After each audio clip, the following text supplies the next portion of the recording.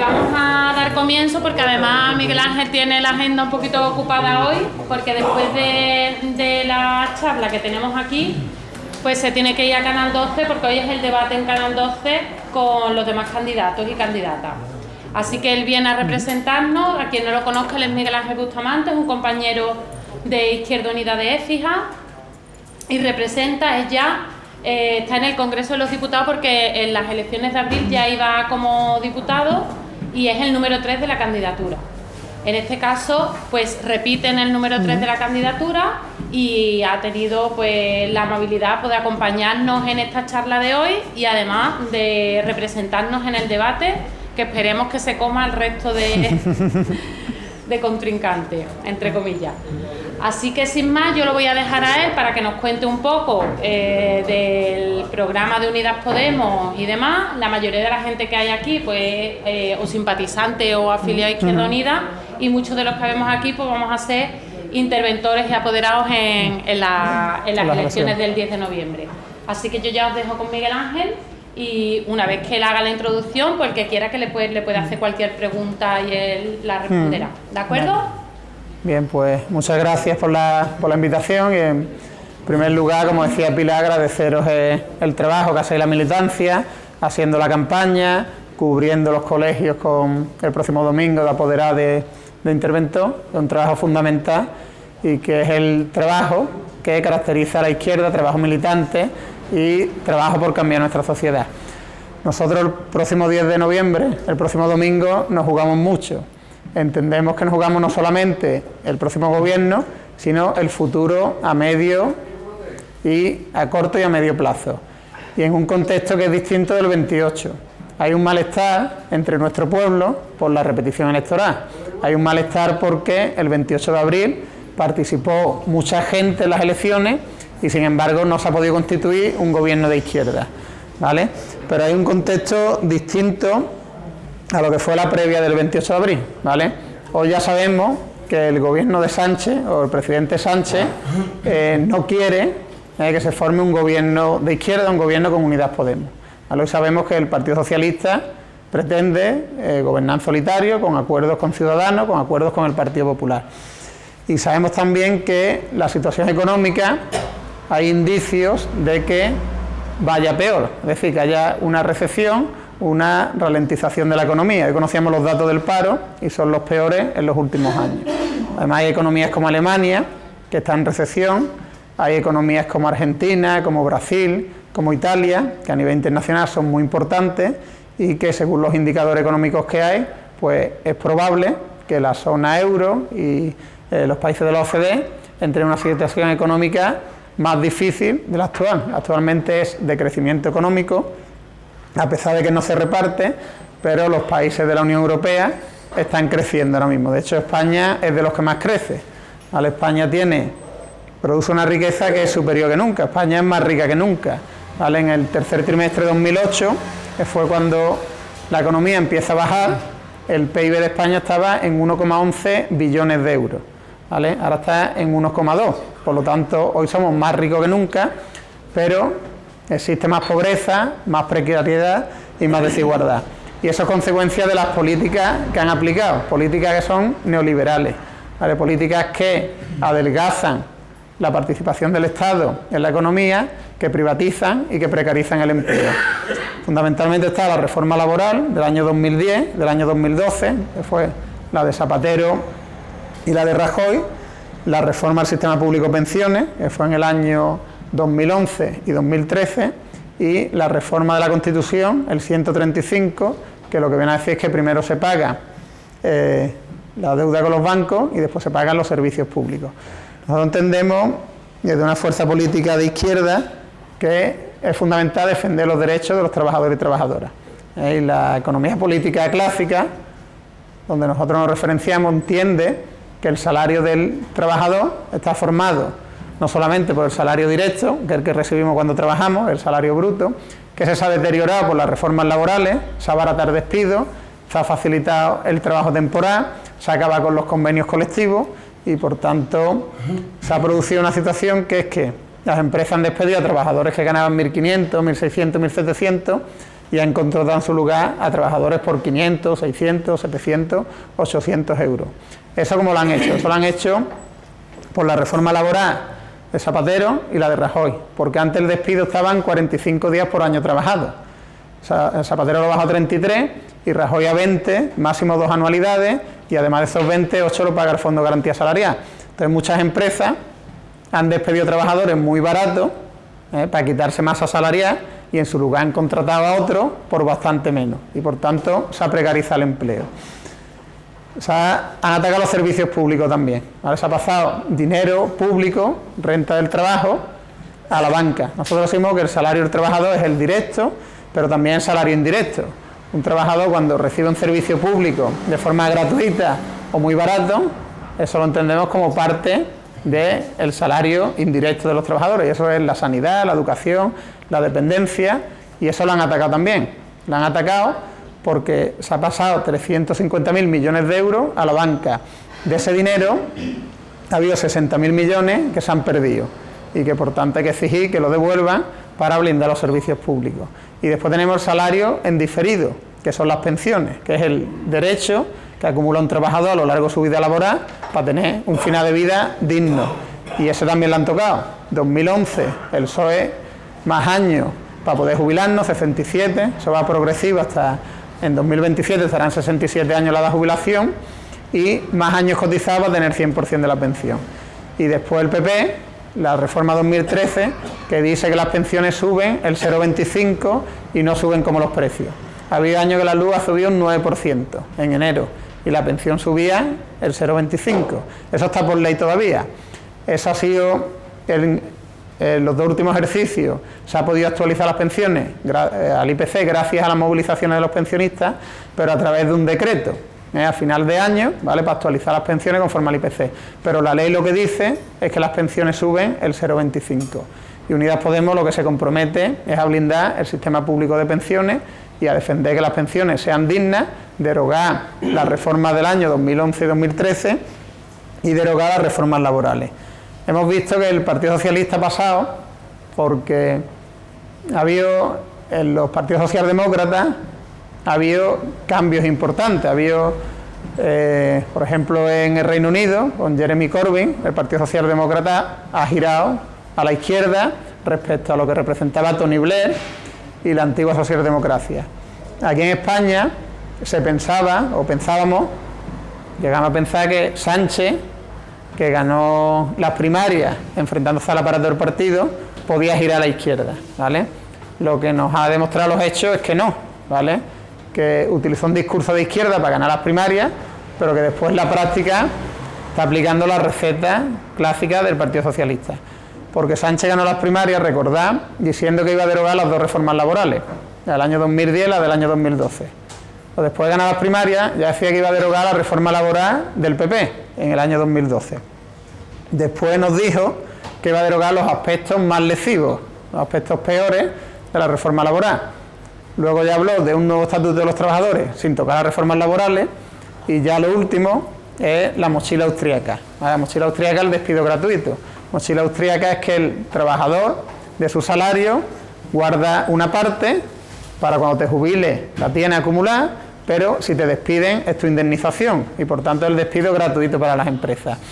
Eso lo ha mandado la ministra Calviño, no lo ha dicho Sánchez, lo ha mandado el gobierno en funciones a Bruselas. Además, ayer Sánchez en el debate ya postuló a Calviño como vicepresidenta económica de su hipotético futuro gobierno. Y por tanto, esos son los hechos de lo que está haciendo el Partido Socialista. No ha querido un gobierno de izquierda, no ha querido un gobierno con Unidas Podemos, además con la facilidad que Unidas Podemos y con la generosidad que entendemos que el espacio nuestro ha tenido primero porque se ha apartado el candidato a la presidencia nuestra, porque bueno, se han exigido unos ministerios que no tienen mucho peso en lo que es el gobierno de la nación. Ten en cuenta que los ministerios más importantes, pues defensa, que el ejército tiene en torno a 100.000 soldados, que es economía, que es hacienda, que es interior, y sin embargo están pidiendo ministerios sociales que tienen menos presupuesto, el ministerio de trabajo para derogar las reformas laborales, y no había forma de ponernos de acuerdo con el Partido Socialista. el PSOE tenía dos opciones, o pactar con la izquierda o pactar con Ciudadanos. Tenían 180 escaños entre el PSOE y Ciudadanos. No se ha dado el pacto porque habéis visto que Albert Rivera lo que quería era comerse el espacio del PP, cosa que no ha conseguido. El PP tiene más implantación y después, cuando han llegado las municipales y las autonómicas, lo ha demostrado. Y Rivera perdió la oportunidad de pactar con Sánchez, que era lo que querían los poderes económicos. Y la ha perdido porque tenía la posibilidad de formar un gobierno mayoría absoluta y programáticamente se hubieran entendido en 15 minutos. El PSOE se reúne con Ciudadanos y en 15 minutos llegan a un acuerdo de legislatura. Sin embargo, no se ha dado y vamos a una repetición electoral. Esta repetición electoral entendemos que es fundamental que el espacio de Unidos Podemos resista, que sea capaz de crecer para frenar los intereses de los poderosos. Y entendemos que hay repetición electoral también y que no hay gobierno de izquierda porque los poderosos han bloqueado que haya una posibilidad de que la izquierda gobierne en coalición. Lo ha impedido la COE, que dijo que prefería elecciones antes de que Unidas Podemos entrara en el gobierno, la ha impedido el círculo de empresarios y la ha impedido los grandes poderes económicos de este país.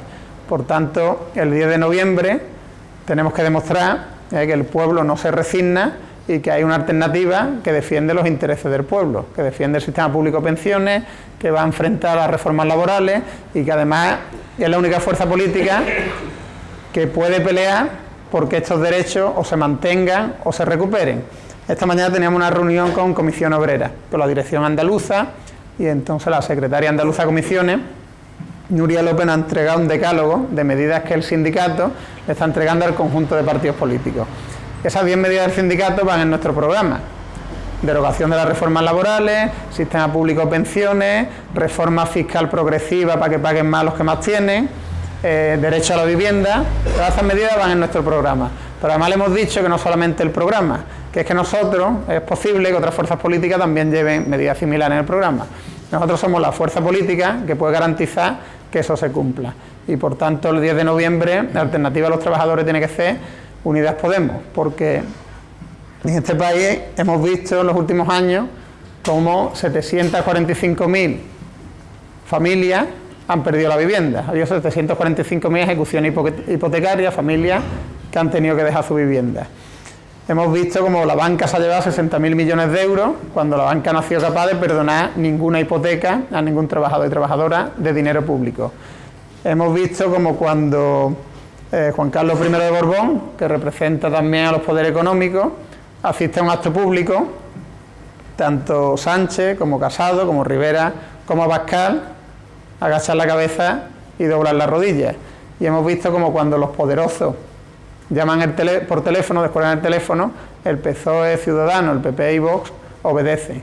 Por tanto, el 10 de noviembre hay una alternativa, que es Unidas Podemos, que es la alternativa del pueblo frente a los intereses de los grandes poderosos.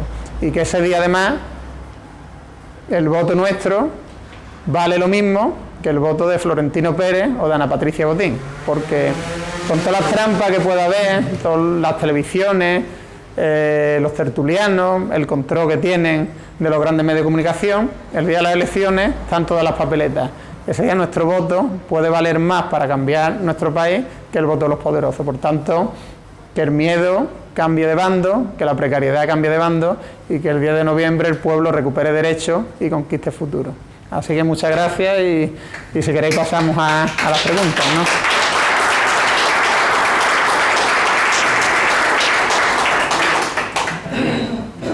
Ahora es que hay preguntas que han realizado a través de nuestro formulario en la página web, pero si alguien tiene alguna pregunta concreta o no concreta que quiera hacerle a Miguel Ángel, es el momento de hacerse.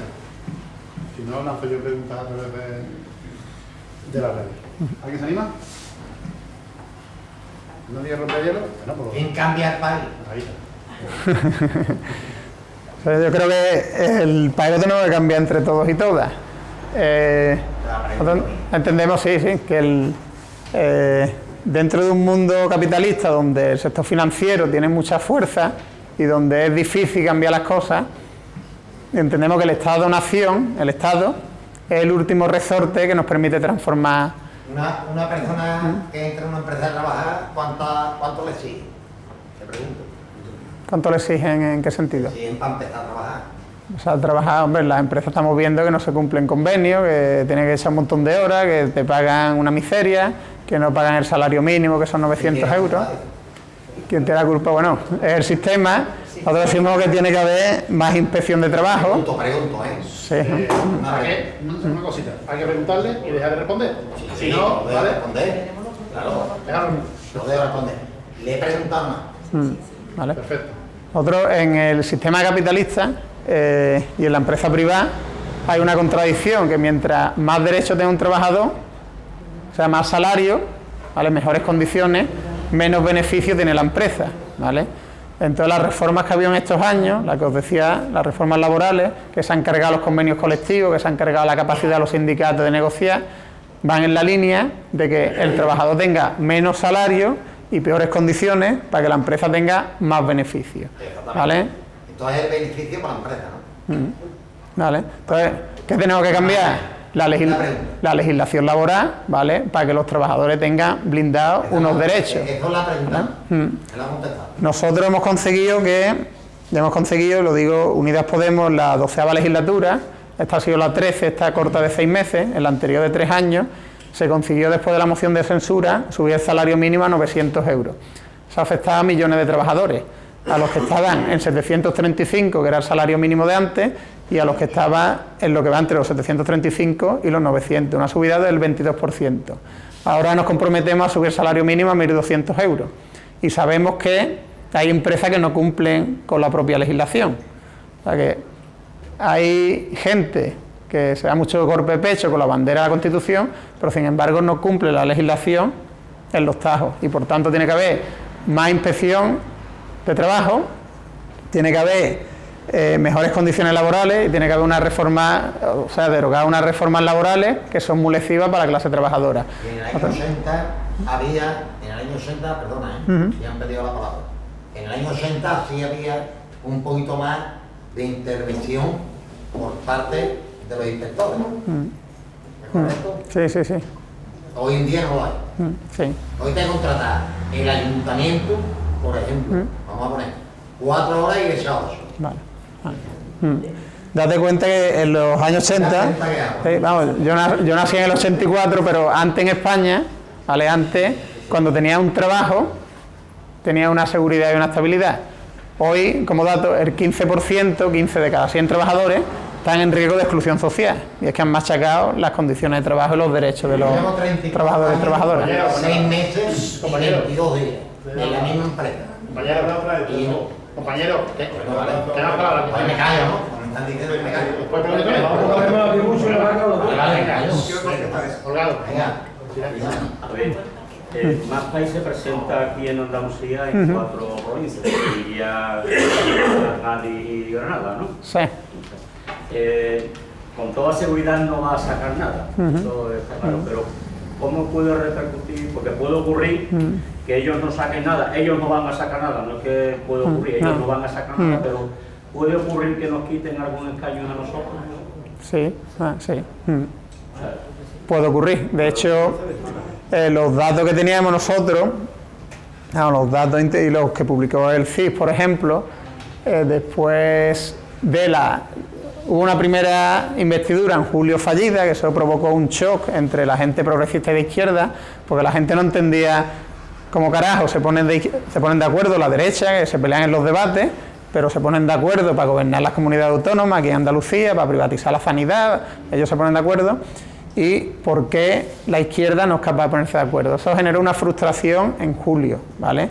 Y la gente no lo entendía. Después se ha ido entendiendo más, porque hemos visto que ha pasado todo el verano completo, sin que Sánchez haya movido un dedo para formar gobierno. Se dedicó a reunirse con la sociedad civil, que no son los que votan en el Congreso para formar el gobierno, y por tanto no dio posibilidades de que hubiera una investidura. En ese momento nosotros subíamos las encuestas, nosotros sacamos un 14,3 en las elecciones del 28 y teníamos datos del 15,5 y subiendo, ¿vale? Cuando surge MAPAI se estanca esa subida, y entendemos también hacer un movimiento del Partido Socialista para fagocitar el espacio de Unidas Podemos. Nosotros entendemos que había un ataque permanente del sistema a lo que representa Unidas Podemos, porque fijaros que en el año 2015 ¿vale? Como consecuencia de las grandes movilizaciones que hubo en España, ¿vale? Podemos sacar 5 millones de votos, Izquierda Unida sacó cerca de 1 millón de votos, no llegó al 1 millón de votos, juntos 6 millones de votos por 5,5 que sacó el Partido Socialista. En ese momento el sistema empieza a operar para cargarse el espacio de Unidas Podemos, ¿vale? En 2016 sacamos 5 millones de votos ya como Unidos Podemos, el PSOE sacó 5,5 millones, prácticamente igual, y hemos sufrido ataques, hemos sufrido las cloacas del Estado, persecución, ataques en los medios de comunicación para destrozar el espacio de Unidos Podemos. Y creo que la operación de Más País es una más también para debilitar y para destruir el espacio de Unidas Podemos. Y creo además que Sánchez y sus asesores pensaban que con la repetición electoral iban a hundirnos. Y yo creo que vamos a resistir y que vamos a sacar un resultado digno. Y espero que el resultado de Más País, pues ya que no tiene ninguna opción, pues pedir también que el voto útil de la izquierda real es el voto a Unidas Podemos, porque el voto a Más País, según todas las encuestadoras de este país, en Andalucía no tiene posibilidad de sacar. Y es posible que en determinadas provincias nos pueda mermar el último diputado. De hecho, la encuesta de GAS 3 nos da por Málaga 1 y el último diputado de Málaga se lo da a Vox, antes era de Unidas Podemos. Pues ahí quizás los votos de Más País pueden provocar que en el reparto provincial Vox se lleve un diputado y se lo quite a Unidas Podemos por disgregar votos de izquierda. Y por tanto es importante que seamos capaces de convencer que el voto útil ahora mismo del que quiera cambio es el voto de Unidas Podemos. Ahí quería llegar yo, que el voto a Más País en un momento determinado puede terminar beneficiando no ni siquiera al PSOE, no ni siquiera al PP, sino a Vox. Tiene que poner la cosa. David. En relación a lo que había planteado este señor, me parece interesante, ¿no? Yo creo que me parece que es muy importante saber de dónde venimos y a dónde vamos, ¿eh? Venimos de una historia en la que aquí cuando se consiguieron unos derechos y se consiguieron convenios, hace muchos años, fue en la República, se consiguió la jornada de 8 horas, se consiguieron muchos derechos. Derechos que se consiguieron a base de lucha, de sangre, de presos, de detenidos. Se dio un golpe de Estado para favorecer la explotación, hasta el punto de que a la gente se le hacía trabajar 24 horas, y hacía falta, por un plato de comida. Venimos de eso. Y en ese contexto de represión de un régimen liberticida que mataba a la gente por sus ideas, se consiguió a base de movilizaciones que la gente volviera a tener derechos. Y cuando el régimen era insostenible, se inventaron lo de la democracia. Hicieron una reforma para que ahí continuara el franquismo, pero con un régimen democrático, con un sistema parlamentario. Ahora vamos a un sistema también donde ellos inventan las crisis para seguir quitando los derechos que hemos tenido. Hay mucha desmovilización, tú te tienes que mover. O cuando tú dices, ¿quién cambia este país? Lo tienes que cambiar tú. Son preguntas, no una intervención de 2 horas. Son preguntas, no una intervención de 5 minutos.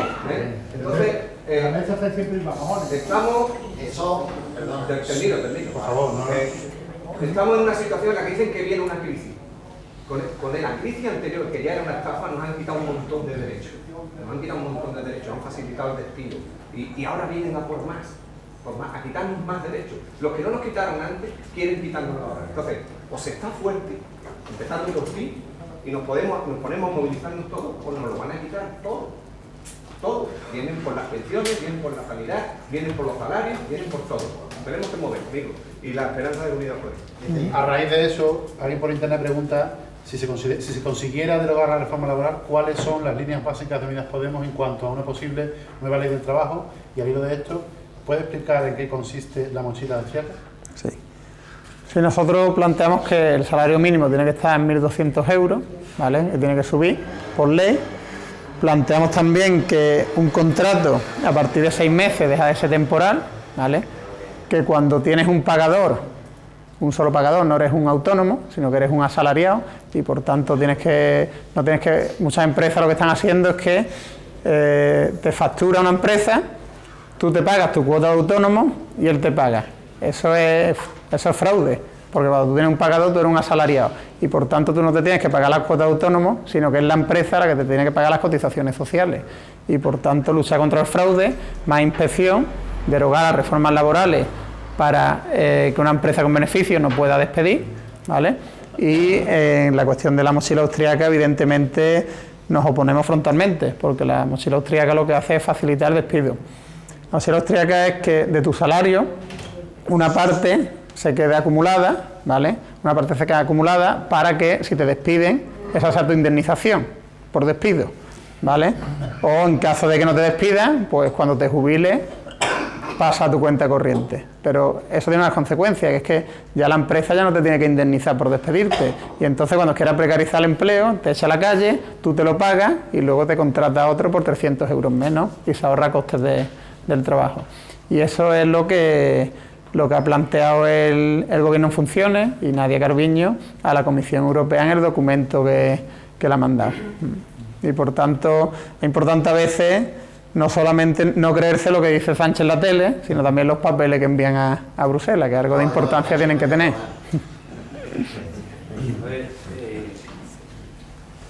Yo creo que Unidos Podemos es un movimiento moderado, un movimiento bastante moderado, ¿no?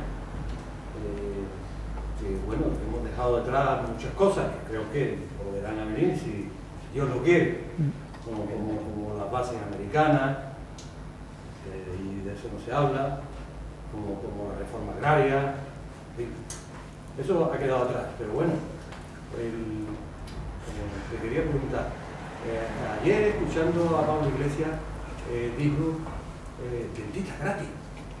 ¿Eso sería una revolución? ¿Cómo eso? ¿O me enteré yo así de refilón? ¿O me quedé dormido y soñé? ¿O qué?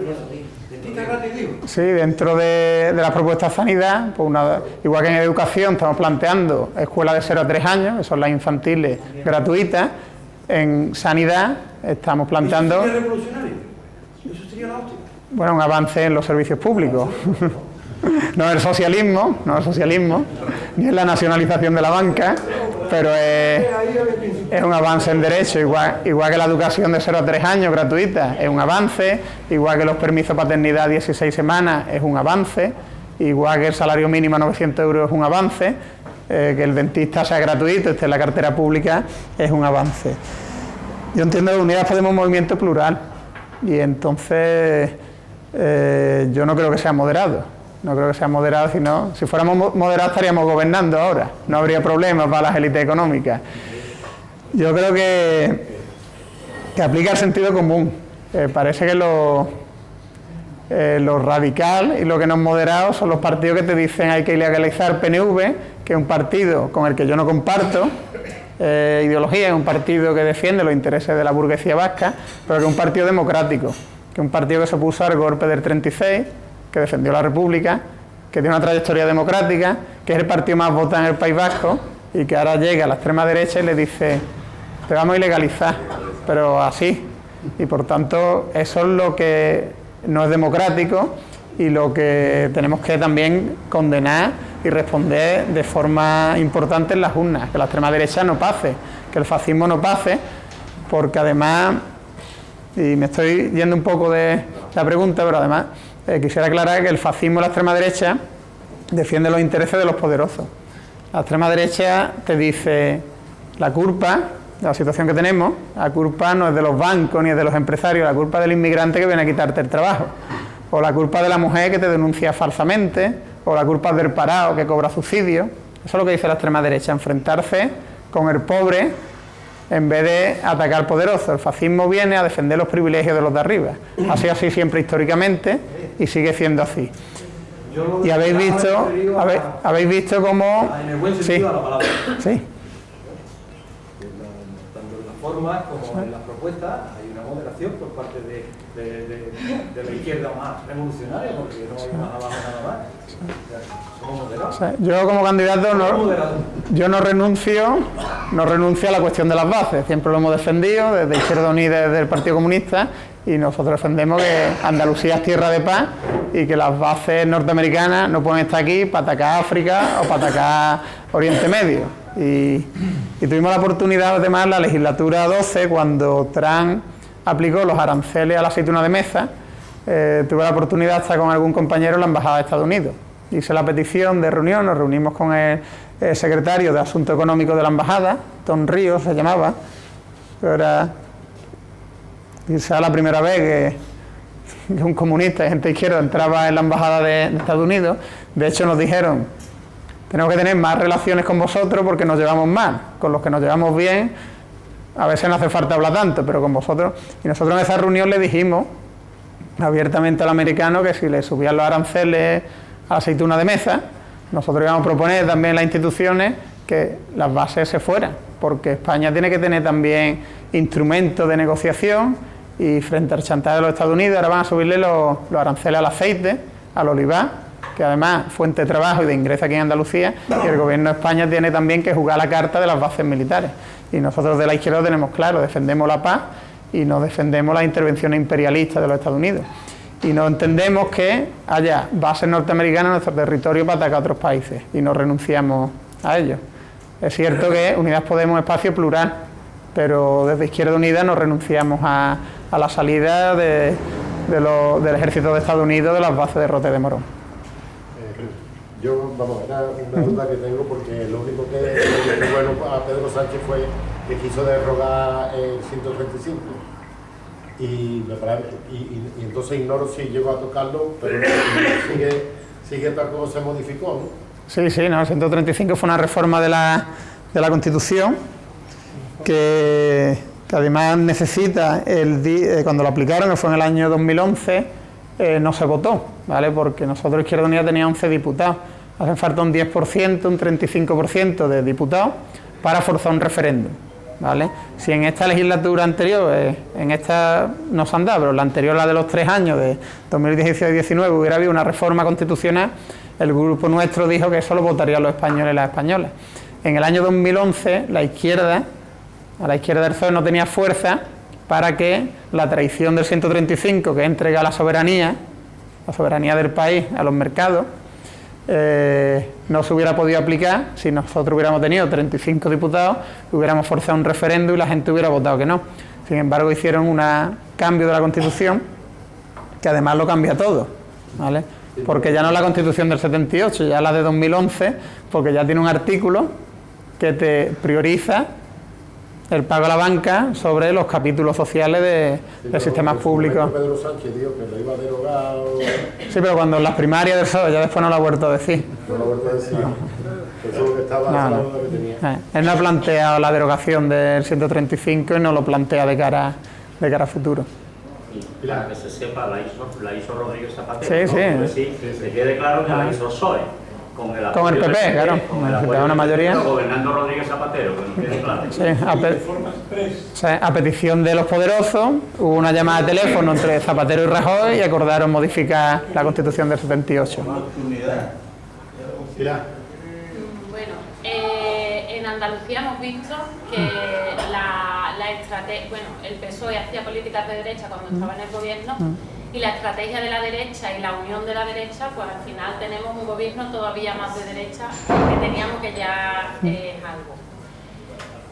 Estamos en campaña política, yo entiendo que a una campaña se va con ilusión, se va a mejorar el resultado, pero luego las encuestas están ahí, la realidad está ahí, venimos de unas elecciones donde la izquierda ganó y no tenemos gobierno, ¿no? ¿Cómo afrontáis vosotros los candidatos esa situación hipotética que supongo que estará en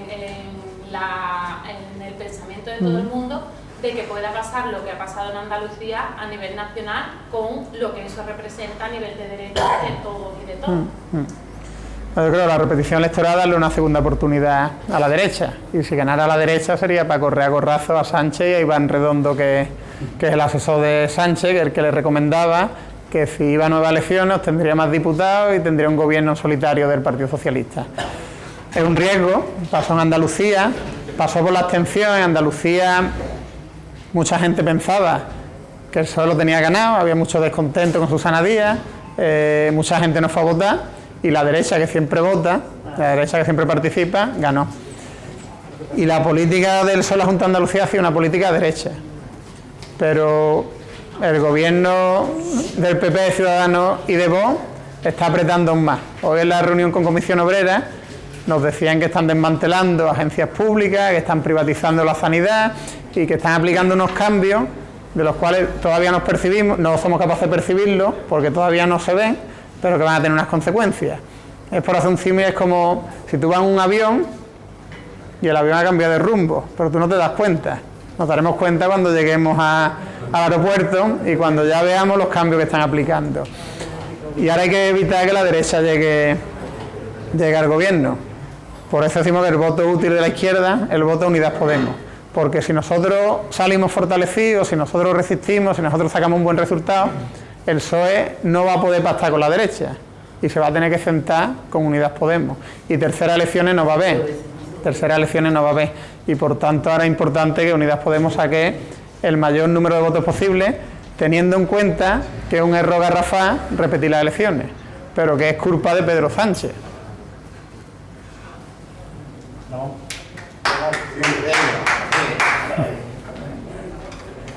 Sí, mira, la pregunta que te voy a hacer es posiblemente tú tengas más nociones que nosotros por el hecho simplemente de estar en el Parlamento, ¿no?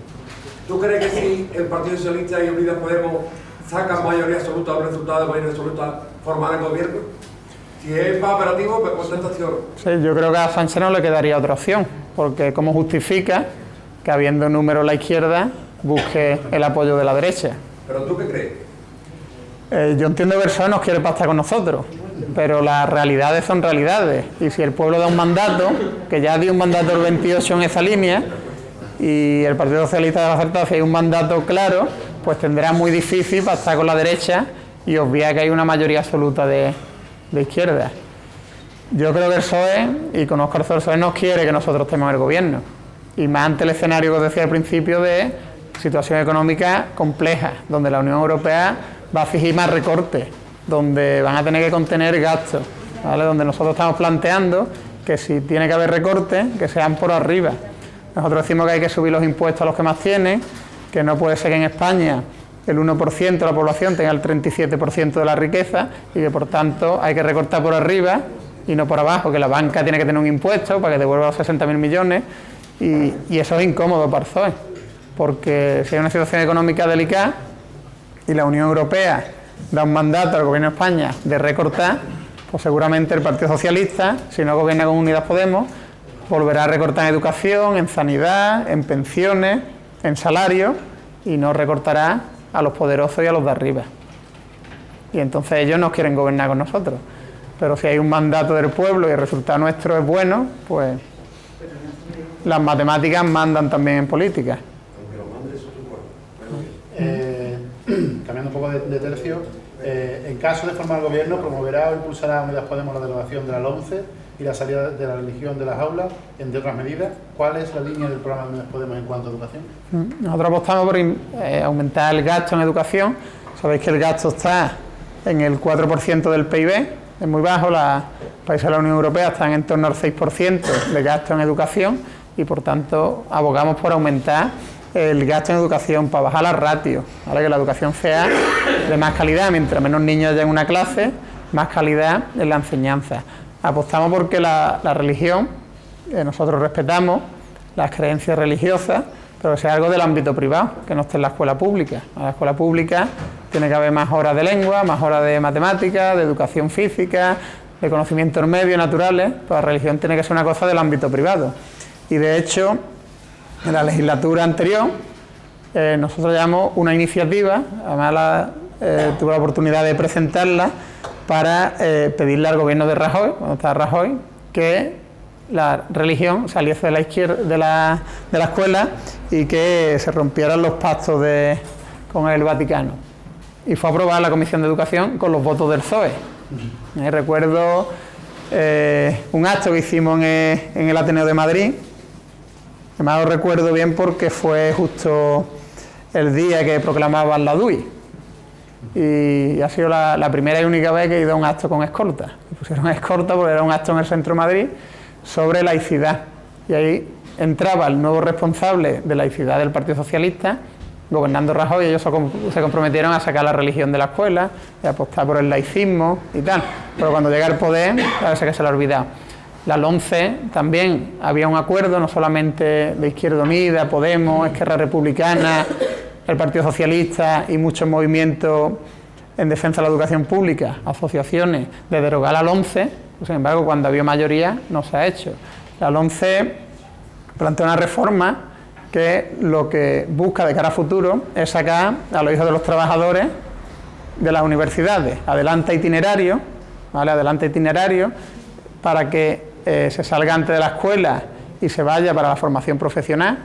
El tema de la reválida, para sacar gente de la educación, y lo que viene a ser poner trabas a los trabajadores y trabajadoras para poder llegar a la universidad. Y por tanto, la LOMCE, que también apostaba por la privatización, es una ley donde había un consenso amplio, desde el PSOE a Esquerra Republicana a la antigua Convergencia y Unión, el PDK, de que había que derogarla. Y sin embargo, habiendo números, no entendemos que no se haya derogado. Pero sí, nosotros en el programa planteamos la derogación de la LOMCE, que la religión pertenezca al ámbito de lo privado y por tanto no esté en la escuela pública. Apostamos por que la escuela sea pública y apostamos por más inversión para que haya más calidad en la educación. La escuela gratuita de 0 a 3 años y la universidad también gratuita, que haya más becas y que no haya tasa universitaria.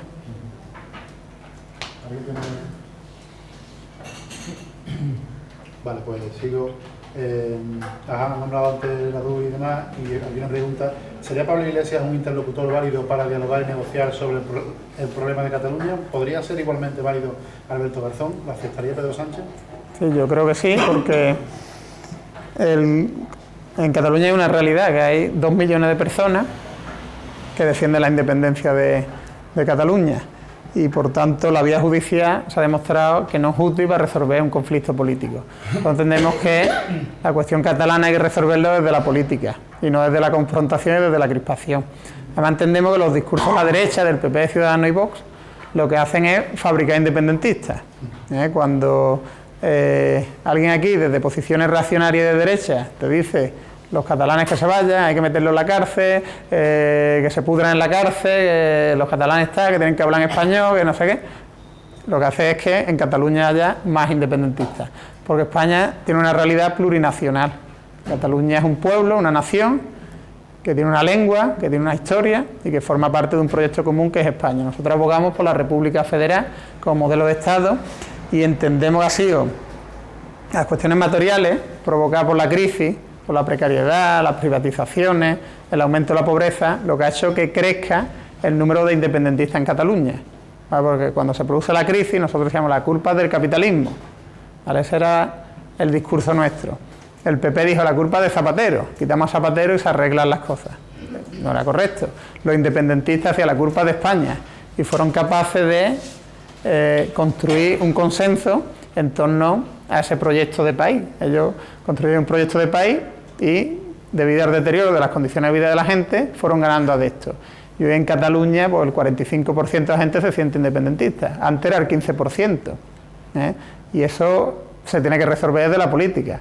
Desde ir a un Estado más autoritario no resuelve el conflicto catalán.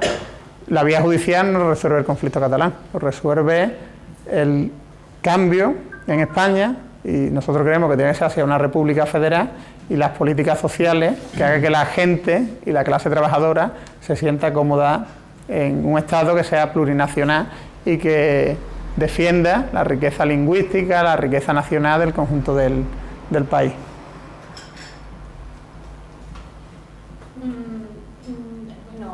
Ayer o antes de ayer salió hace unos días salió la sentencia de la manada de Manresa. Tenemos la anterior sentencia de la manada de Pamplona.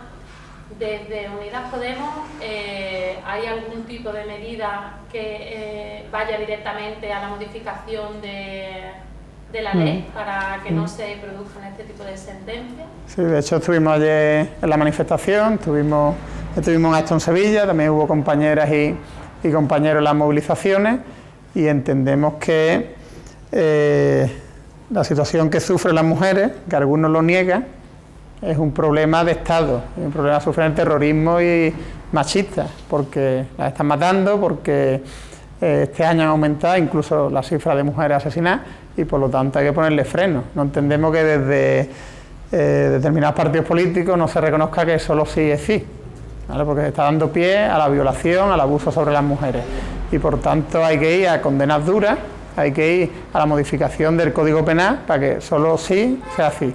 Acabar con la violencia machista, que eso necesita también recursos económicos, necesita políticas que sean eficaces, necesita que las mujeres que denuncian y que sufren la violencia machista puedan tener 6 meses de salario mínimo para poder denunciar y para poder evitar esas situaciones de violencia.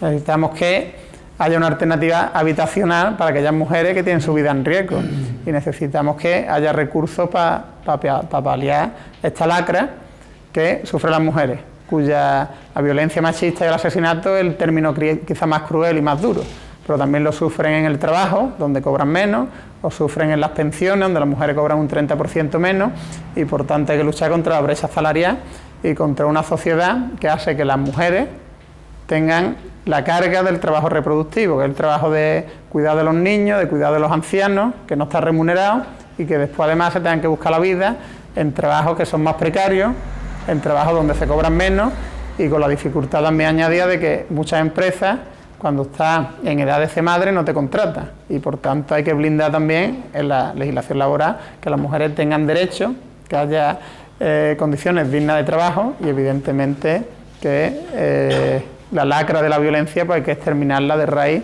y sin ningún tipo de paliativo, y es triste que haya fuerzas políticas que no reconozcan que la violencia machista es violencia patriarcal. No es una discusión de hermanos intrafamiliar, es violencia machista.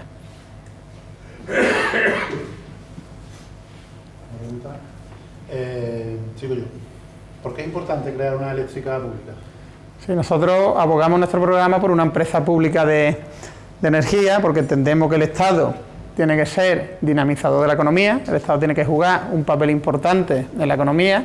Los neoliberales plantean que el Estado no debe intervenir, que todo para el mercado y que los servicios públicos se privaticen y que el Estado no intervenga. Eso ya se ha demostrado que no es útil para los trabajadores, que genera desigualdad y que genera más pobreza. Nosotros entendemos que los sectores que son estratégicos en la economía tienen que tener un control público, tiene que haber una banca pública y que tiene que haber una empresa de energía pública para bajar la factura de la luz y para llevar a cabo la transición energética necesaria en nuestro país para que a partir del año 2040 el 100% de las energías puedan venir de las renovables. Para luchar contra el cambio climático tenemos un planeta, no tenemos dos.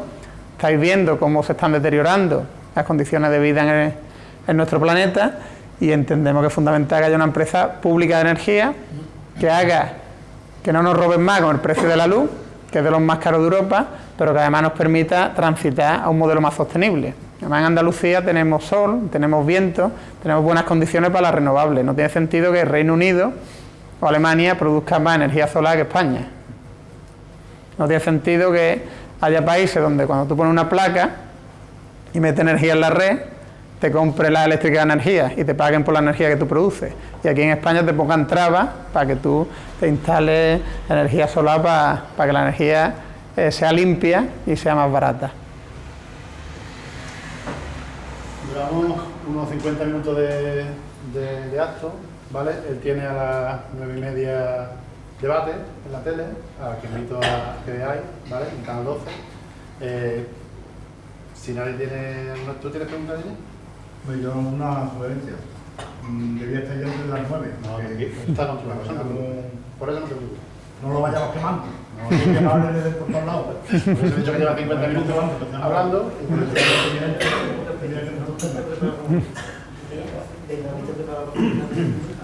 ¿Alguna pregunta más? ¿A Pablo? Yo voy a decir una cosa. Vamos. Observen ustedes que hace año y pico, en este país esto, todos los días, dos casos por uno. Cataluña, Madrid o Andalucía. ¿Qué hicieron? Dejar engordar el problema catalán y ya nadie habla de la corrupción, ni en Cataluña, ni en Madrid, ni en Andalucía. Pero es que ni nosotros mismos, que yo aquí he discutido más de una vez con los listos del barrio, y ni nosotros mismos hemos criticado. Y se habéis dado cuenta de la jugada que bien la han hecho. Ya habla todo el mundo de Cataluña, la corrupción no dice ni Dios. El PP y el PSOE iban en picada para abajo, ya van para arriba otra vez. Sí. Bueno, Y eso, nadie se da cuenta. sí. Sí, en España en estos últimos años de crecimiento económico hubo mucha corrupción. Y hubo muchas empresas que compraron políticos. Y los partidos que Corrupción ilegal, ¿vale? Que es la que aplica el Partido Popular, la de los sobresueldos, la de la compra de políticos para tener concesiones de obras, y corrupción legal también, que es la de las puertas giratorias. Es que un ministro favorece a una empresa y después acaba en los consejos de administración de esa empresa. Felipe González, que privatizó Gas Natural, acabó en el consejo de administración de Gas Natural. José María Aznar, que privatizó Endesa, que era una empresa pública de energía, acabó en el consejo de administración de Endesa. Hemos visto muchísimos dirigentes políticos, ministros, que han acabado en los consejos de administración. Esa es la corrupción legal y eso también nos comprometemos a combatirla y a prohibir. Ningún político puede acabar en un consejo de administración de una empresa. Y la corrupción se ha dado y es parte estructural del sistema y es una herramienta que tienen los poderosos también para comprar voluntades y para que sus intereses y sus beneficios prevalezcan. La fortuna de Juan Carlos I, que hablaba antes de Juan Carlos I, que es rey de España, es la figura que ha sido rey de España, es la figura más importante del Estado, pues hay una sombra sobre él, porque según la prensa internacional tiene una fortuna de 1.800 millones de euros. Una familia que venía sin patrimonio porque la Segunda República expropió el patrimonio real, después se descubrió una cuenta de su padre Juan I en un paraíso fiscal, algo muy patriota. Una familia que venía sin una gran fortuna y dicen que tiene 1.800 millones de euros. Los presupuestos del Estado le asignan para el mantenimiento de la familia 8 millones de euros. Si multiplicáis 8 millones por 40 años, son 320 millones de euros. Hasta los 1.800, no sé de dónde han salido. Pero es una sombra de duda en un país donde el Poder Judicial ha sido corrupto, donde los grandes partidos han sido corruptos, donde las grandes empresas han sido corruptos y donde el jefe del Estado pues, tiene una fortuna que es difícil de justificar. Yo no sé de dónde la ha sacado. ¿Dónde gastan los 8 millones de euros? ¿Y dónde va? ¿Y todos los sitios van gratis? Sí, no sabe nada.